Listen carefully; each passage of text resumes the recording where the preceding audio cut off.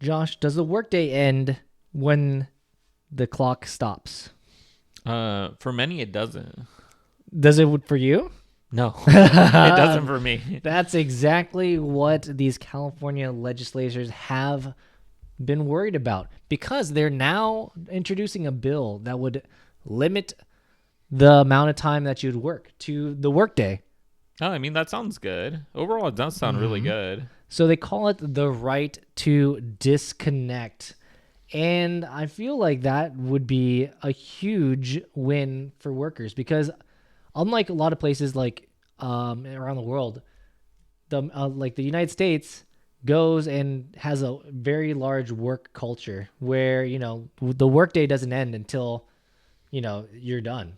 Yeah, that is true. A lot of the places that I know, and a lot of the places that I've worked at, along with a lot of the places that I know other people have worked at, the work does not stop. The work keeps on going. I do see people who do email like late at night. Yeah, like even, 8 o'clock at night. I was like, what are you doing? Or even like 2 in the morning. 2 a.m. That's Yeah, that's because a lot impressive. of because of the globalization of the workplace. Oh, that's true. And you have Yeah. like meetings at like 7 at night because of like people in China or India, Taiwan, or a bunch of Singapore. other places. Yeah. So the bill is called Assembly Bill 2751, and it was introduced in February from Assembly member Matt Henry of San Francisco, where he describes it as a disconnect from communications from their employer during non-work hours. The issue is, I feel like a lot of people are salary, Yes, a lot of people are salary. are exempt workers, so they don't have. There's no such thing as overtime, and there's really an expectation that you are there to complete a job and not work a certain amount of hours. And we have additional things to talk about after you consider hitting that subscribe button, hit that like button. We come out with interesting topics like this one daily. So if you want to stay up to date with interesting topics like this one, make sure to hit that subscribe button.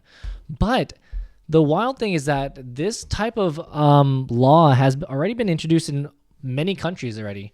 So it's been enacted in 13 countries, including Australia, Argentina, Belgium, France, Italy, Mexico, Portugal, and Spain. And I'm like, okay, I mean that's quite a few like countries, but I think Spain has siestas. Yes, Spain does have like siesta. I think the thing is that, especially here in the U.S., I do think a lot of people have an obsession with working, and like you mentioned, I think A majority fear of getting fired. a fear of getting fired. Actually, a lot of companies have had layoffs, so I Yeah. think that's also another factor within that, where people need to be like on top of like whatever work that they're doing, because they potentially could get fired, especially in recent the years. axe. Get the axe, yes. And I do think that, like I mentioned, a lot of people are salary. It is global. A lot of companies work with other countries, Yeah. like you mentioned, like Spain, Spain, like Brazil, like a bunch of other places in different time zones. Yep. And the thing is, because of that, like you might have counterparts in different countries that you need to be awake for. So Yeah. in reality, if you are salary, there's times where your work never ends.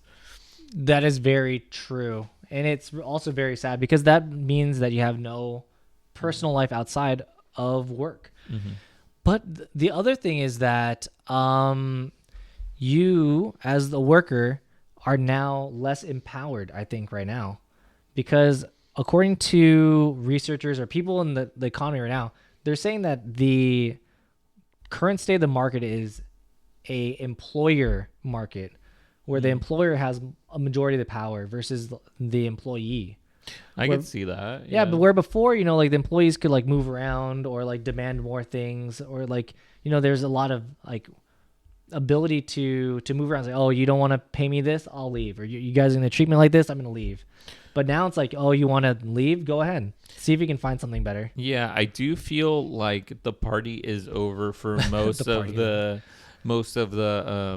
these employees, because the thing is that yes, before there was a lot of people were calling it the Great Resignation. Yeah. Because they could find jobs in other areas in different fields, other states, or if they wanted more, they could find it. But at this point, it's becoming harder and harder for employees to find new jobs because Yeah. I do think that a lot of things have shifted in terms of like Technology. in terms of technology like AI or even interest rates itself, where it's harder for companies to borrow money. So they're saying Oh, it's yeah, yeah. like it's harder for them to pay people. So there's a lot of things that have shifted to what I feel like you mentioned is an employer situation right now where they have the power.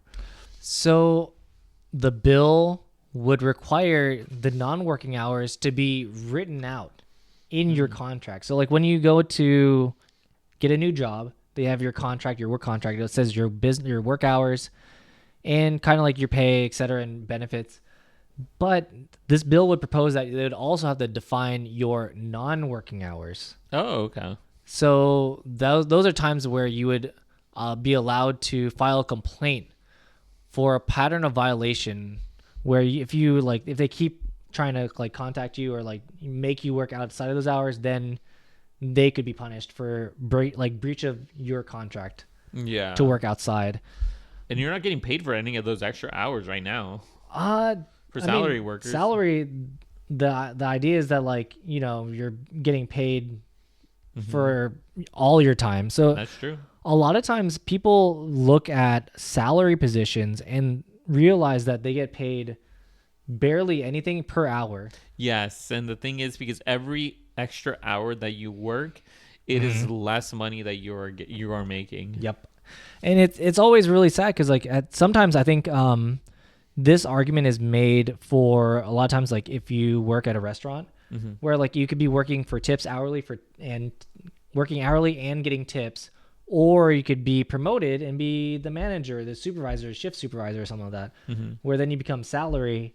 And then sometimes you might be working more for less. That is true. Yes, I have heard that actually. Like because more of work the tips. and more stress, and like I don't know. Yeah, but then when you have to pay the tips, the tax on the tips, that's when they get you. I guess, but still, like you're getting way more stress than like if you're just a server. Yeah, that is know? true. You do get a lot more responsibilities. You do become like, I guess, a salary in some cases, and then you do get you do end up pulling like long hours, because I feel like I think if people have been in like salary positions, they know that there's days where you have to The work never extra. stops. The work never stops. The work will always be there, and it's like there are times where you're going to be working like maybe a 10 to 12 hour day, or multiple of those days a week. And as mentioned, it's like there's examples where if you were hourly, you would be paid more. In that case, In that scenario, because you overtime, time and a half, etc. Yeah. But I mean, the whole thing with this employer market right now is that if you don't want to work these hours, or you don't want to do the job that's presented to you, there's someone out there willing to do that, because you may be unwilling to do that, but in their head, there's somebody out there that's willing to work the extra hours, without complaining, and maybe even for less. They don't. A lot of times, like pay is never really negotiated or like talked about between people, so you don't exactly know That's true. how much people are making. So like in their mind, when you hire someone new, especially in an employer market, they could be hiring a lot less. So like if you aren't working these extra hours and not putting up a lot of like benefit, or like you're not validating your personal employment, they might, oh, well, there's plenty of really qualified people out there, that really would want this position, Yeah, that is true. So I think even if this were to get passed, I think that it would still continue.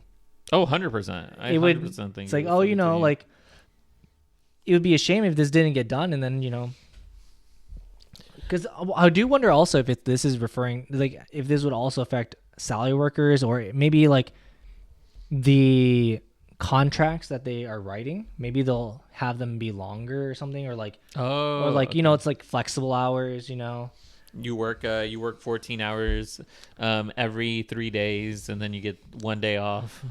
1 day off, but but you still have to have that meeting, Yeah, and they don't pay you for the other day.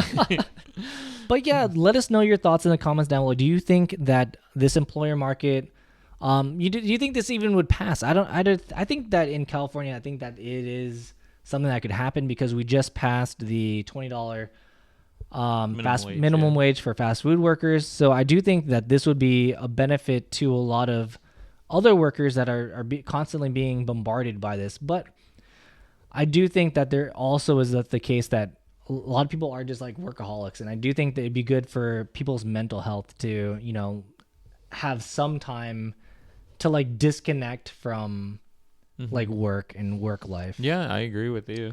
But yeah, let us know your thoughts in the comments down below. What do you think? Is this good? Is this bad? Implications, etc.